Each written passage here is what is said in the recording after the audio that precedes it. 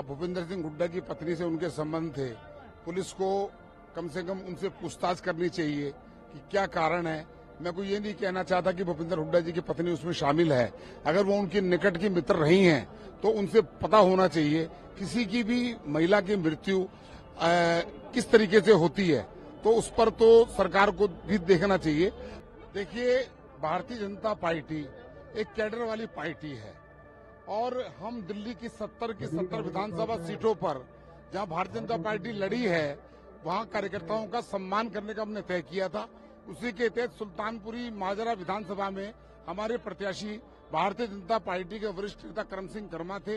उन्होंने बूथ अध्यक्ष का, पालक का, त्रिदेव का, हमारे शक्ति केंद्र प्रमुख का, मंडल के पदाधिकारी का, जिले के पदाधिकारियों का यहाँ पर सम्मान का कार्यक्रम रखा। कल तो आपने बूथ जो कार्यकर्ताओं हैं सिंगल है, संबोधित किया, सिंगल है, इसके बारे में लोगों को आपने संबोधित किया, क्या कहना चाहिए? अरे पीछे कर लो।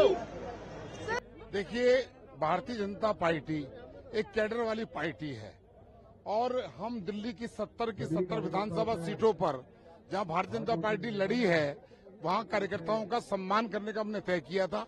उसी के तहत सुल्तानपुरी माजरा विधानसभा में हमारे प्रत्याशी भारतीय जनता पार्टी के वरिष्ठ नेता करम सिंह कर्मा थे। उन्होंने बूथ अध्यक्ष का, पालक का, त्रिदेव का, हमारे शक्ति केंद्र प्रमुख का, मंडल के पदाधिकारी का, जिले के पदाधिकारियों का यहाँ पर सम्मान का कार्यक्रम रखा। मैं इस कार्यक्रम में आया था और उस कार्यक्रम में हमने अपने कार्यकर्ताओं को हौसला दिया है।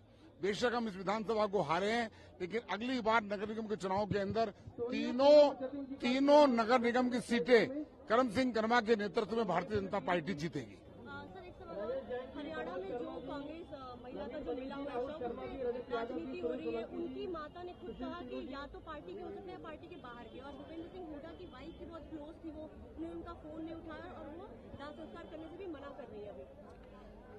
देखिए, ये बड़ा टिपिकल शब्द है, विषय है ये। अब भूपेंद्र सिंह हुड्डा की पत्नी से उनके संबंध थे। पुलिस को कम से कम उनसे पूछताछ करनी चाहिए कि क्या कारण है। मैं कोई ये नहीं कहना चाहता कि भूपेंद्र हुड्डा जी की पत्नी उसमें शामिल है। अगर वो उनकी निकट की मित्र रही हैं तो उनसे पता होना चाहिए।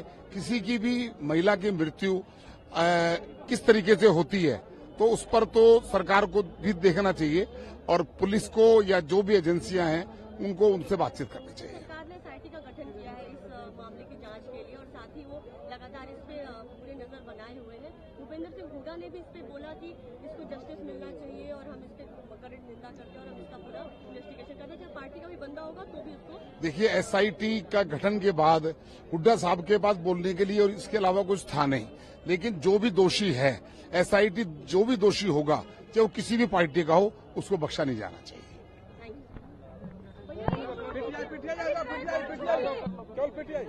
अगर आप ताज़ा खबरों के साथ हमेशा जुड़े रहना चाहते हैं तो अभी हमारे YouTube चैनल पंजाब केसरी दिल्ली को सब्सक्राइब करें।